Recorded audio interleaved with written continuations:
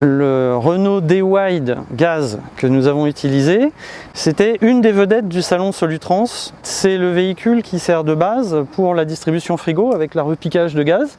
Et sa particularité ici, c'est la version grande autonomie avec en fait 16 bouteilles, enfin 16 réservoirs qui permettent par expérience client d'atteindre 800 km, mais nous avons dépassé ce seuil puisqu'on a atteint potentiellement 950 km avec ce véhicule.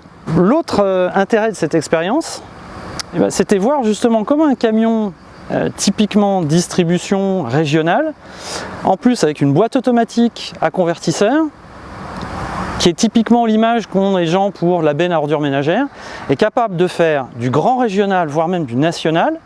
Et bien en fait, la leçon, c'est que la chaîne cinématique est excellente, permet d'atteindre des moyennes horaires tout à fait respectables, puisqu'on a fait des calculs, et on est à 63 km/h à l'aller de moyenne horaire par la route, par la nationale 88 pour ceux qui connaissent. Donc on a des performances qui sont pas ridicules du tout et justement qui changent de l'image du camion urbain, benne à ordures ménagères. En fait on peut vraiment faire de la route, du régional avec ce véhicule là. Donc ça c'est vraiment son grand point fort en termes d'agrément, même dans les montées, le véhicule n'a jamais été à la peine.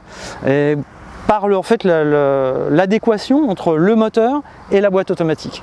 Première force, c'est évidemment l'ensemble, la chaîne cinématique, l'accord moteur-boîte qui est bluffant, parce que c'est un modèle qui n'est pas équipé de toutes les aides qu'on peut trouver comme Optivision par exemple, et qui donne le même résultat fondamentalement à l'utilisation. Donc c'est assez bluffant. L'autre qualité, ça peut paraître surprenant, mais c'est quand même le comportement routier. La route est pour le moins sinueuse, et c'est clair que le comportement était au-dessus de tout soupçon par la franchise du véhicule.